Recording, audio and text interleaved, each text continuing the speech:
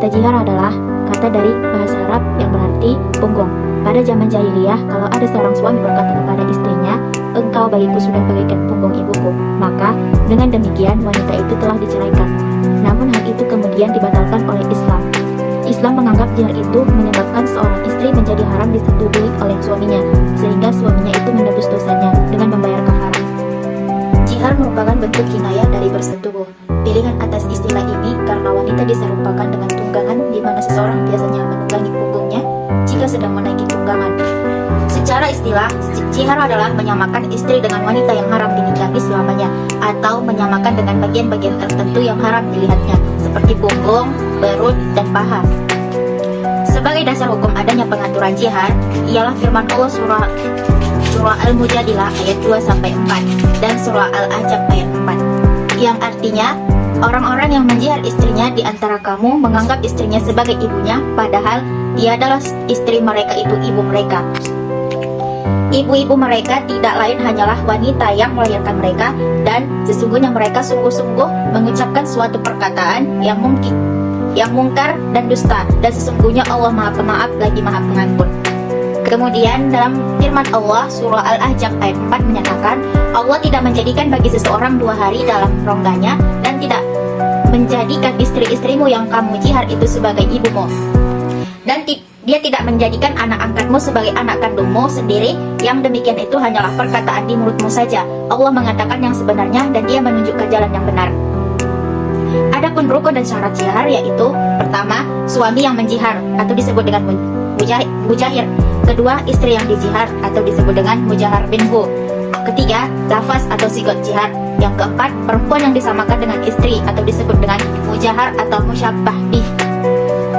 Adapun syarat jihar, yaitu yang pertama, syarat mujahir, yaitu 1. Muslim, 2. Berakal, 3. Baligh. Kemudian syarat mujahar minhu, yaitu 1. Wanita tersebut merupakan istrinya yang sah walaupun dalam masa iddah akibat talak raj'i. Yang kedua, syarat musyabbah bih, yaitu dari golongan perempuan.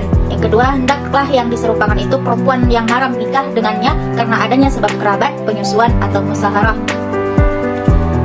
Syarat jihar yang ketiga yaitu syarat lafaz atau sigot jihar.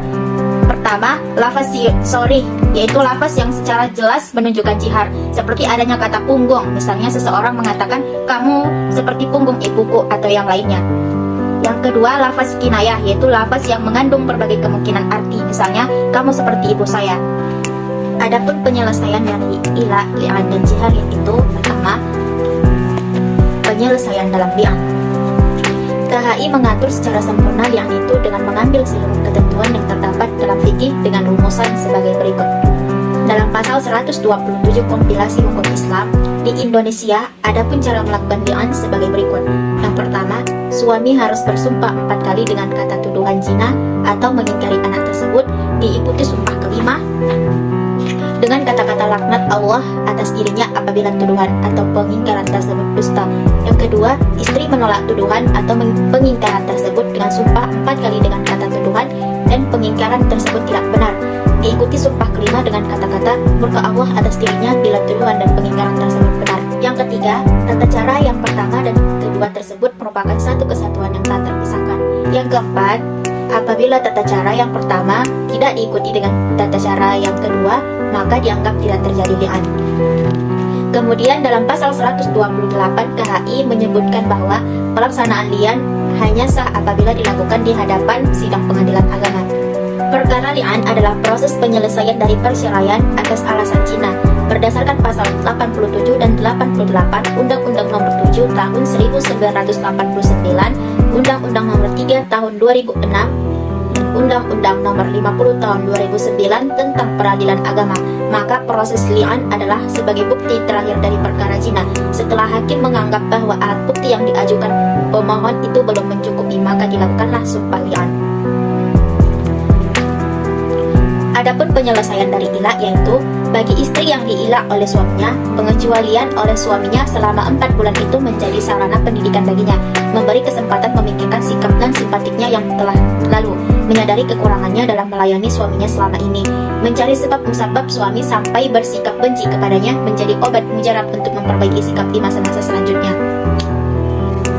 Setelah berlalu masa 4 bulan terhitung sejak suami menyatakan sumpah ilah itu, ternyata suami tidak mencabut kembali sumpahnya. Berarti selama waktu itu tidak ada perubahan ke arah perbaikan. Maka berarti suami menghendaki perceraian. Dengan berlalunya masa 4 bulan tersebut, terjadilah perceraian antara keduanya, baik dengan jalan suami menjatuhkan talak terhadap istrinya atau istri mengadukan halnya kepada hakim, lalu hakim menetapkan terjadinya perceraian itu.